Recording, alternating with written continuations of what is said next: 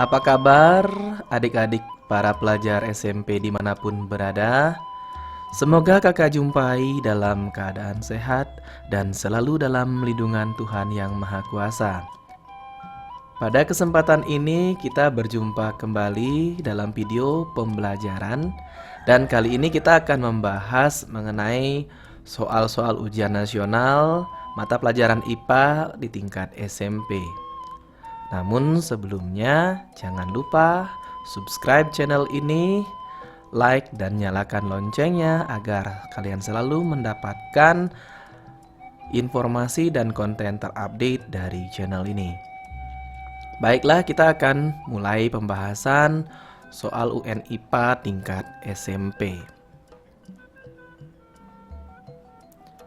Pada video bagian pertama ini, kakak akan membahas soal-soal yang berkaitan dengan pengukuran, zat, dan sifatnya. Mari kita mulai dengan soal pertama. Perhatikan tabel di bawah ini. Nah, kita diberikan tabel tentang besaran dan satuan dalam sistem internasional. Kemudian berdasarkan tabel di atas, besaran yang menggunakan satuan internasional atau SI yang tepat ditunjukkan oleh angka. Nah, ini pilihannya. Ya, sebelum kita membahas pilihannya, mari kita bahas satu persatu terlebih dahulu. Untuk mengerjakan soal ini, kalian harus mengingat kembali 7 besaran pokok beserta satuannya. 7 besaran pokok tersebut terdiri dari yang pertama adalah panjang, itu satuan internasionalnya adalah meter dilambangkan dengan huruf M. Yang kedua massa, satuannya adalah kilogram atau kg. Ketiga waktu, satuannya sekon atau S, dalam bahasa Indonesianya detik ya.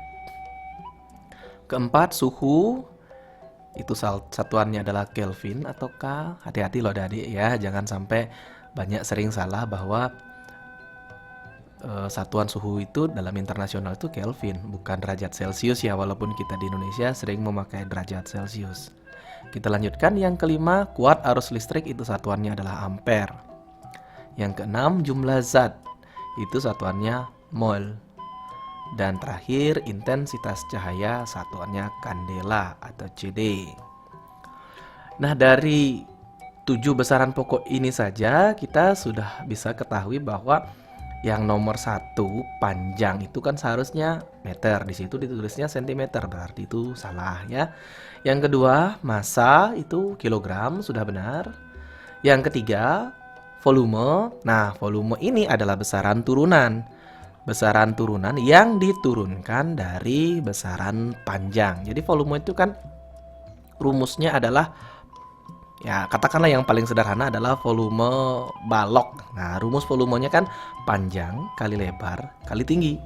Panjang itu ya sudah besaran panjang, lebar juga besaran panjang, tinggi juga besaran panjang. Jadi satuannya ketiga-tiganya adalah satuan SI dari besaran panjang, yaitu meter kali meter kali meter alias meter kubik. Jadi sudah benar yang dicantumkan di soal gitu ya. Lalu yang keempat, suhu. Suhu satuan internasionalnya adalah Kelvin, bukan reaumur. Jadi yang dicantumkan di sana salah ya. Dan terakhir, intensitas cahaya sudah benar, kandela. Jadi bisa disimpulkan bahwa jawaban yang benar adalah 2, 3, dan 5, yaitu pilihan C. Demikian.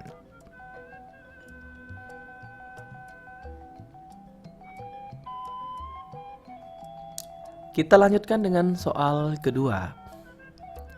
Pak Sumar mengukur diameter kawat menggunakan mikrometer sekrup dan diperoleh hasil sebagai berikut. Nah, ini gambar dari bagian skala dari mikrometer sekrup ya. Jadi diambil bagian skalanya saja, dicantumkan di sini.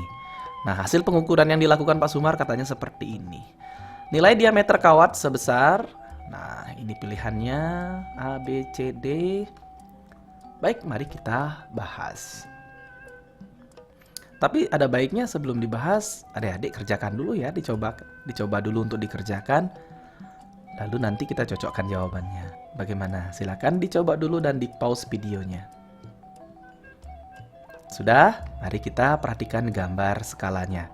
Ini bagian skala yang ditandai merah ini kita perbesar. Nah, tampillah seperti ini. Nah, bisa kita perhatikan ini skala utama namanya nih, yang angka besar ini, angka 6 terakhir ini menunjukkan 6 mm. Kemudian di bawahnya ini sudah lewat satu strip lagi, ini artinya 6,5 mm. Jadi ini 6-nya, ini 5-nya begitu ya. Nah, itu yang ditunjuk oleh skala utama. Nah, kemudian skala noniusnya itu adalah skala yang ditunjuk oleh garis horizontal ini ya, yaitu skala yang ini. Nah, ini skala berapa? Mari kita hitung. Ini ditunjukkan adalah angka 15. Maka di atasnya adalah 16, 17, dan 18. Ini artinya 0,18 mm. Demikian skala nonius. Jadi kakak ulangi skala utamanya yang ini. 6 lewat satu strip artinya 6,5 mm. Satuannya milimeter ya untuk mikrometer. Nah, kemudian yang ditunjukkan oleh garis vertikal ini, yang ini adalah skala 15, 16, 17, 18. Sehingga ditulis 0,18 mm. Nah, kemudian hasil pengukurannya adalah skala utama ditambahkan dengan skala nonius ini. Jadinya 6,5 mm tambah 0,18 mm, hasilnya adalah 6,68 mm. Yang mana jawabannya? Iya, yang benar adalah pilihan D, 6,68 mm. Demikian untuk soal mengenai mikrometer. Nanti kalian bisa coba untuk kasus-kasus mikrometer yang lain. Silakan cari-cari contoh soalnya lalu kalian kerjakan seperti yang sudah kakak jelaskan tadi. Kita lanjutkan dengan soal nomor 3. Pak Made mengukur diameter sebuah anggur menggunakan jangka sorong seperti pada gambar berikut. Nah, ini adalah gambar dari jangka sorong ceritanya ya. Tentu saja benda aslinya tidak seperti itu. Ini ilustrasinya saja demikian. Jadi benda diletakkan di sini gitu ya. Nah, kalau benda berupa rongga nanti diletakkannya di sini di atas nih ya. Karena ini yang diukur adalah anggur, diletakkan di sini. Apa yang ditanyakan? Mari kita lihat. Nilai diameter anggur sebesar, ya artinya nilai pengukuran jangka sorong ini yang ditanyakan. Ini pilihannya. Mari kita abaikan dulu pilihannya, kita bahas. Tetapi sebelum dibahas, silahkan dicoba dulu, di pause videonya ya. Ya, mari kita bahas. Nah, untuk mengetahui hasil pengukurannya, kita perbesar dahulu bagian skala ya dari gambar ini. Yaitu bagian yang dilingkari merah ini, kita perbesar sebagai berikut. Nah, hasil pengukurannya kita bisa ketahui dari skala yang ada di sini. Di sini ada namanya skala utama bagian atas dan skala nonius di bagian bawah. Hasil pengukurannya mari kita lihat sebagai berikut. Untuk skala utamanya ditunjuk oleh garis vertikal yang garis vertikal yang lurus dengan angka 0 ini, yang ini. Nah, garis vertikal ini menunjuk skala yang di atasnya. Skala utama yaitu 1 lewat lagi berapa strip ini? 1, 2 strip. Tapi lewat lagi dikit begitu ya. Nah, dari hasil penunjukan skala oleh garis vertikal ini kita sudah bisa tentukan bahwa skala utama itu hasil pengukurannya adalah 1,2. Jadi ini 1, ini komanya begitu ya. 1,2 cm. Nah, untuk jangka sorong itu satuannya adalah cm. Jadi kakak ulangi. Skala utama ditunjuk oleh garis vertikal di angka 0 ini ke atas begitu. Jadi ini di sini menunjukkan angka 1. Jadi 1 lewat berapa strip itu? 2 strip ya. 1, 2. Ya. Nah, kelebihan lagi sedikit ini kita cari menggunakan skala nonius yang di bawahnya. Bagaimana caranya menentukan? Mari kita perhatikan garis vertikal di bagian bawah yang berimpit dengan garis vertikal di atasnya yang benar-benar berimpit begitu ya. Nah, ini yang berimpit. Yang berimpit ini lalu kita hitung dari 0 ini. 0, 1, 2, 3, 4, 5, 6, 7. Jadi lewat lagi 7. Nah, 7-nya itu ditulis sebagai 0,07. Jadi yang di atas ketelitiannya sampai 1/10 cm, yang di bawah ketelitiannya adalah, jadi yang di atas ketelitiannya adalah 1/10 cm, kemudian yang di bawah yang nonius ini ketelitiannya adalah 1/100 cm. Jadi karena tadi kita menghitung ini ada di skala 7, maka ditulisnya 0,07 cm. Demikian. Lalu hasil pengukurannya adalah skala nonius skala utama ditambah dengan skala nonius tadi. Jadi hasilnya adalah 1,2 cm tambah 0,07 cm, hasilnya 1,27 cm. Demikian. Jadi kakak ulangi, ini pertama lihat angka di skala utama, angka 1, langsung isi koma begitu, komanya hitung ke sini 1, 2, 1,2 begitu. Lalu sekarang ditambahin lagi 1, 2, 3, 4, 5, 6, 7. Jadi 1,27. Demikian secara singkatnya. Sehingga jawaban yang benar adalah pilihan B, 1,27 cm.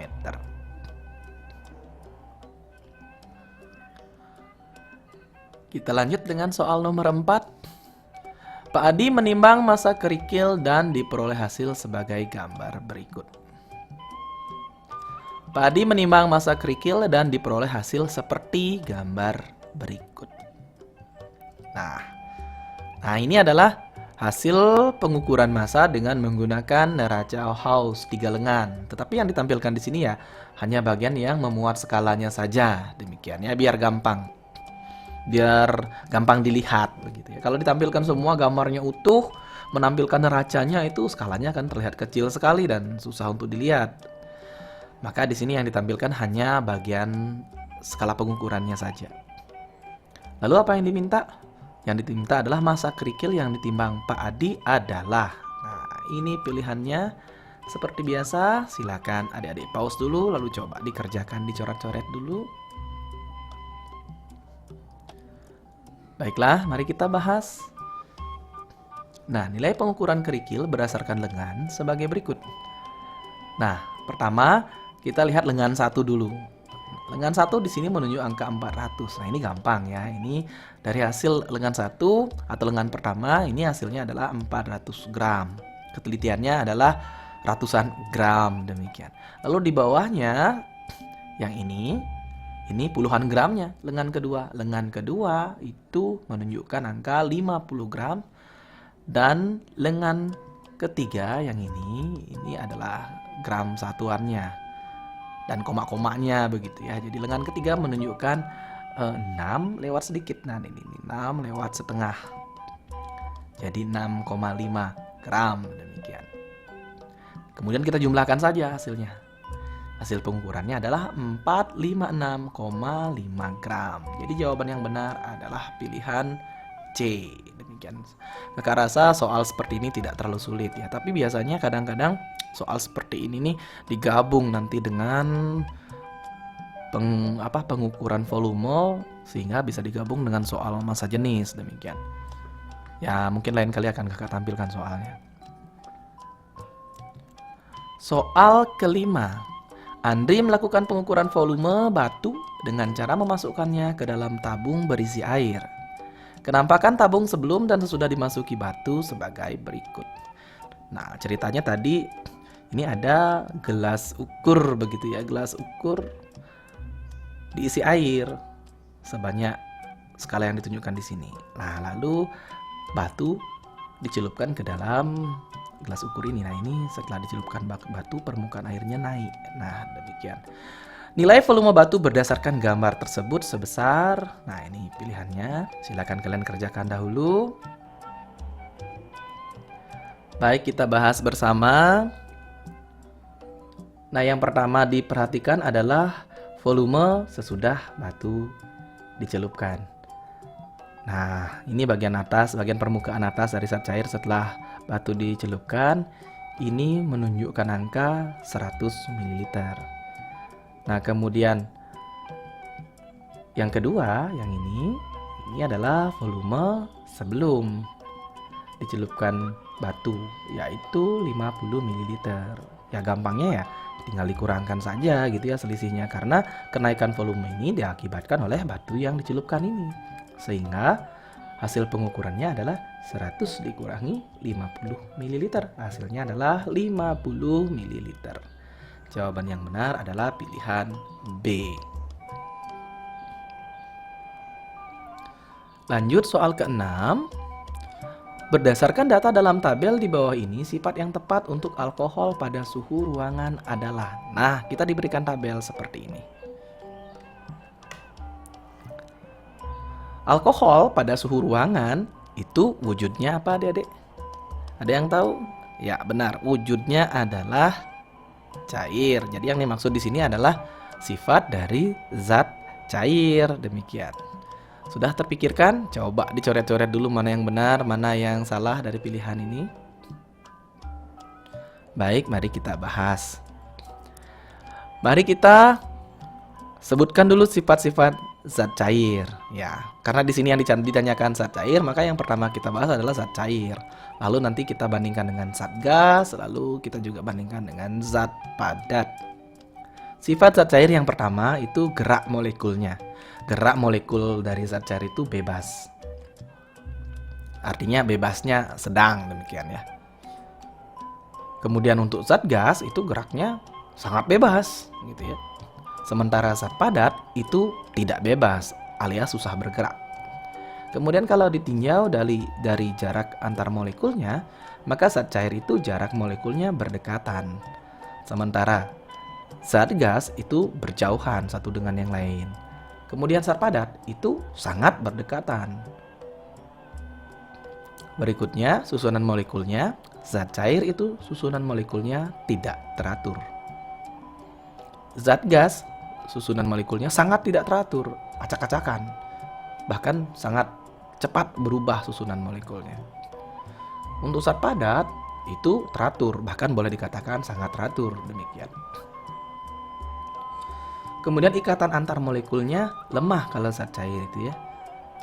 Sehingga antara molekul yang satu dengan yang lain itu mudah dipisahkan. Nah, kemudian untuk zat gas itu malah sangat lemah. Tidak kita pisahkan pun dia kadang-kadang bisa sendiri, demikian. Untuk zat padat sangat kuat. Sangat kuat ini malah membuat zat padat itu sulit dipisahkan molekul satu dengan yang lainnya. Contohnya misalnya besi gitu ya. Jadi besi itu, satu batang besi itu kita susah pisahin satu dengan yang lain, kita susah katakanlah kita patahkan, demikian. Sementara kalau zat cair, alkohol itu misalnya dalam satu gelas kita sendok gitu kan gampang dipisahkan. Nah tapi kalau nggak disendok dia nggak misah. Sementara kalau zat gas itu dia bisa misah sendiri, dia bisa berterbangan sendiri begitu ya. Nah dari sifat-sifat yang sudah ditampilkan di sini kita bisa tentukan jawabannya gitu ya. Dari gerak molekulnya bebas atau tidak? Nah ini zat cair gerak molekulnya bebas, maka yang jawabannya iya. Jadi antara B dan C begitu ya. Lalu berikutnya jarak molekulnya dekat. Apakah jarak molekulnya berdekatan? Nah di sini kita tulis jarak molekulnya berdekatan. Jadi jawabannya iya begitu. Ya. Ini sudah kelihatan jawabannya yang pilihan C ini. Mari kita lihat sifat yang lain. Apakah susunan molekulnya tidak teratur? Iya betul, tidak teratur, susunan molekulnya tidak teratur. Lalu bagaimana dengan ikatan antar molekulnya sangat lemah? Tidak, dia lemah tetapi tidak sangat lemah begitu. Yang sangat lemah itu ya yang gas ini. Jadi pilihan yang benar itu adalah pilihan C. Ya, untuk dapat mengerjakan soal-soal seperti ini ya kalian harus menghafal semua sifat-sifat zat ini ya, dari zat gas, zat cair, dan zat padat. Menghafalnya dengan cara membandingkan, demikian. Ini kakak sudah tulis perbandingannya per baris ini, jadi gitu ya. Silakan dihafalkan sehingga nanti kalau soal yang menanyakan zat lain ditanyakan, nanti kalian bisa menjawabnya dengan benar, demikian. Soal berikutnya, perhatikan dua benda berikut. Nah, ini kita diberikan dua benda, satunya berbentuk apa adik-adik ini? Ini adalah limas yang P gitu ya, limas. Yang Q bentuknya adalah tabung. Nah, tapi di sini tidak masalah karena ini sudah langsung diketahui massa dan volumenya. Perbandingan nilai massa jenis kedua benda tersebut adalah. Nah, ini pilihannya. Nah, dari gambarnya itu sudah ada data massa dan volumenya masing-masing. Silakan dikerjakan dahulu. Ingat rumus massa jenis seperti apa? Ya, massa dibagi volume. Silakan dikerjakan dahulu. Baiklah, kita akan bahas. Yang pertama, kita hitung massa jenisnya P. Ya, jadi massa jenis itu dilambangkan dengan rho karena punyanya si P. Jadi kita tulis rho P. Rho P sama dengan massanya si P dibagi dengan volumenya si P. Ini massanya 0,25 kg, V-nya adalah 0,5 meter kubik. 0,25 kg dibagi dengan 0,5 meter kubik. Nah, ini sebenarnya 2 kali lipatnya gitu ya. Ya, sehingga ini hasilnya adalah 0,5 atau setengah kilogram per meter kubik. Kemudian kita hitung massa jenisnya benda Q. Ya, rumusnya sama aja. Rho Q sama dengan MQ dibagi dengan VQ. Kita masukkan angka yang terdapat pada gambar 0,10 kg dibagi dengan 0,4 meter kubik. Ya, ini dengan mudah dilihat bahwa ini adalah 1/4 gitu ya. Jadi hasilnya adalah 0,25 kg per meter kubik. Kemudian hasil perhitungan ini kita bandingkan. Jadi perbandingan massa jenis P dan Q adalah ya hasilnya ini 0,5 dibanding dengan 0,25. Ya, hasilnya adalah 2:1. Jadi yang benar adalah pilihan C. Demikian adik-adik pembahasan beberapa soal UN mata pelajaran IPA tingkat SMP. Kita akan lanjutkan pada video yang kedua nanti materi berikutnya. Silakan diikuti terus perkembangannya pada video-video yang kakak tampilkan di channel ini. Jangan lupa rajin-rajin belajar, rajin-rajin menjawab contoh soal. Nanti kalau kalian misalnya memiliki permasalahan dalam menjawab soal IPA, bisa kalian sampaikan di kolom komentar di bawah. Atau kalau kalian ingin dibuatkan pembahasan mengenai materi tertentu, silakan tinggalkan komentar di kolom di bawah video ini. Selamat belajar, semoga sukses selalu.